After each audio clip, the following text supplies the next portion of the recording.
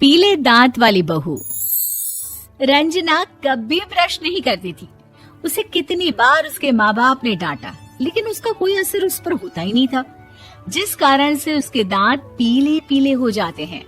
शादी के बाद अरे बहू, वैसे तो तुझ में कोई कमी नहीं है, पर तेरे दांत इतने पीले कैसे हैं बेटा? कैसे मतलब?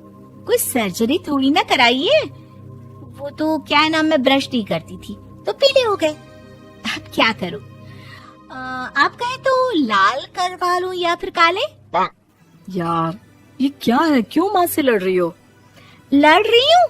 अरे मैं लड़ रही हूँ या ये बोल रही है कि दांत पीले है, पीले। अरे तपस्या थोड़ी ना की है इन्हें पीले करने के लिए। बकायदा ब्रश नहीं किया है 20 साल तक, तब जाकर। छी, कैसी बात कर रही हो? ये उस वक्त तो पीले नहीं थे जब हम लोग तुम्हें देखने आए थे। अरे तब साफ करवा लिया होगा डेंटिस्ट के पास जाकर। अब देखो कैसे पीले पीले लग रहे हैं।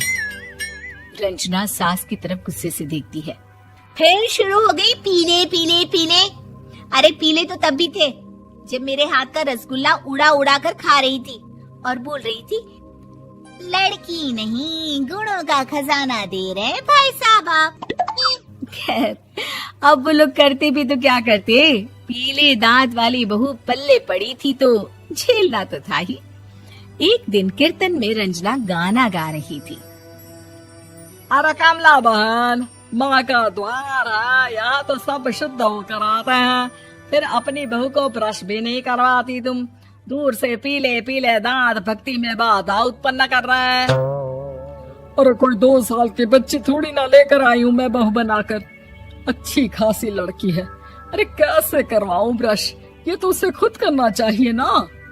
अब माँ बाप तो इसके जैसे तैसे निपटा दिए, ये नहीं सोचा कि सास कैसे संभालेगी। सास बहू को लेकर घर आ जाती है, लेकिन सोच लेती है कि अब इसे लेकर कहीं नहीं जाएगी।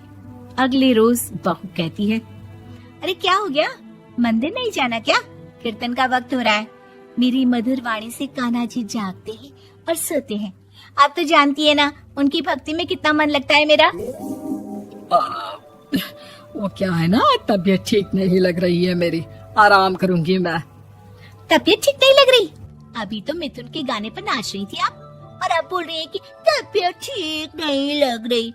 अरे भक्ति में मन लगा लो सासू माँ, ऊपर जाना है, क्या मुंह दिखाओगी आप? हाँ? सास को बहू की बात पर गुस्सा आ जाता है। मैं क्या मुंह दिखाऊंगी, इसकी चिंता तो ना कर, समझी? अपने मुंह की चिंता कर, जो ये पीले पीले दांत लेकर हर जगह पहुंच जाती है। पता है लोग कितना मजाक बनाते हैं। ना जी ना, मैं नहीं जाना कहीं तेरे साथ। तो ये बात है, कोई ना, मत जाओ, मैं अपने कमरे में ही बैठकर भक्ति कर लूंगी। ऊपर वाला दांत थोड़ी ना देखता है, मन देखता है, भावना देखता है। और अरे बस बस, तू सब कुछ दिखा, बस ये सफेद चमकदार दांत ना दिखाना किसी को, है? जा यहाँ से। बहू को सास की बात का कोई फर्क नहीं पड़ता, वो तो जैसी थी वैसी ही रह जाती है। सुबह नहाकर किचन में खाना बनाना, फिर खाना खाना, कीर्तन भजन करना और सो जाना। एक दिन, माँ जी मैं सहेली के घर जा रही हूँ, शाम को लेट आऊंगी। हाँ हाँ तो जाना, मैंने कौन सा तेरी आरती करनी है घर पर बैठकर। रंजना सहेली के घर जाती है, जहाँ वो पार्टी में जाने की तैयारी कर रही होती है। अरे शिखा, कहाँ जाने की तैयारी कर रही है? मैं गलत वक्त पर आ गई क्या? अरे नहीं यार, उल्टा सही वक्त पर आ गया। मैंने ये साड़ी और ज्वेलरी निकाली है यार, शाम को इनके ऑफिस की एक पार्टी में जाना है। बताना कैसा लग रहा है ये सब? नहीं यार, इस ड्रेस के साथ तो वो वाली ज्वेलरी अच्छी लगेगी। हाँ हाँ सही बोल रही है, मैंने ध्यान ही नहीं दिया। वैसे तो हमेशा से मस्त फैशन सेंस रखती है। तो बड़ा जाती होगी ना पति के साथ पार्टी में। रंजना कुछ नहीं बोलती, बस सोचती है कि यार काश ये बात सही हो जाती, पर मैं क्यों नहीं जाती पार्टी में? क्या इन लोगों की कोई पार्टी होती नहीं होगी? रंजना घर आती है और रात में पति से सवाल करती है, एक बात बताइए, आप मुझे किसी पार्टी में क्यों नहीं ले जाते? क्या आपकी यहाँ ऑफिस में पार्टी नहीं होती? पति बेचारा क्या कहता कि दांत पीले हैं तुम्हारे इसलिए। अरे कोई पार्टी होती नहीं हम लोगों के ऑफिस में, तो कहाँ से लेकर जाऊं? और मार्केट, मॉल, कहीं वीकेंड घूमना, कहीं तो। अरे यार सारे हफ्ते में एक छुट्टी मिलती है, तो सोचता हूँ कि आराम ही कर लूं। क्यों? रंजना मन मार के रह जाती है। पहले कभी सास के साथ मंदिर जाया करती थी, लेकिन वो भी सास ने ले जाना बंद कर दिया। घर बैठी बैठी रंजना बोर हो जाती है। तभी उसे आइडिया आता है और वो मायके जाने का सोचती है। सासू माँ, 2 दिनों के लिए मम्मी के घर जा रही हूँ। अच्छा ठीक है, आराम से जा। और हाँ, माँ से कुछ अच्छी आदत सीख कर आना कि कैसे शरीर के हर भाग की तरह दांतों की सफाई भी जरूरी होती है, समझी? शुरू हो गई ना आप। वो लोग आपकी तरह नहीं है कि छोटी छोटी बात का बतंगड़ बना दे। उन लोगों के लिए मैं मायने रखती हूँ, ना कि मेरे पीले पीले दांत। रंजना माँ को बिना बताए उन लोगों को सरप्राइज देती है, लेकिन जैसे ही वो दरवाजे पर पहुंचती है, अंदर देखती है कि घर वाले कहीं जा रहे होते हैं।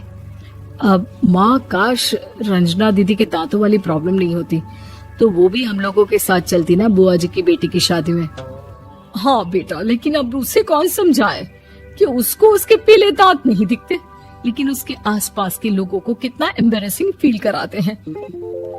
मुझे तो कितनी बार उसके स्कूल की टीचर ने शिकायत की कि उसके साथ कोई लड़की बैठना भी नहीं चाहती, और ना ही कॉलेज में कोई उससे बात करना चाहता था। लेकिन पता नहीं क्यों उसे ये बात समझ में ही नहीं आती। कोई कमी नहीं है उस लड़की में, बस यही कि दांत पीले हैं। वो तो भला हो जीजा जी और उनकी माँ का, जो दीदी को जैसी है वैसे ही रखा हुआ है। रंजना को अपने घर वालों की बात सुनकर बहुत दुख होता है। वो सोचती है कि वो क्या करे, लेकिन फिर वो सीधा डेंटिस्ट के पास जाती है, अपने दांत चमकाती है और कसम खाती है कि वो रोज ब्रश करेगी। अरे क्या हो गया? तुम तो 2 दिनों के लिए गई थी ना, पर कोई ना, अच्छा है, चलो आ गई तो। रंजना सास के सामने आकर खड़ी हो जाती है और पूरी स्माइल करती है, उसके चमकदार दांतों को दिखाती हुई। हैं? चले मंदिर। माँ, मुझे माफ कर दीजिए, मैंने आप लोगों को बहुत एम्बैरेसिंग फील करवाया। मैं आज से रोज ब्रश करूंगी।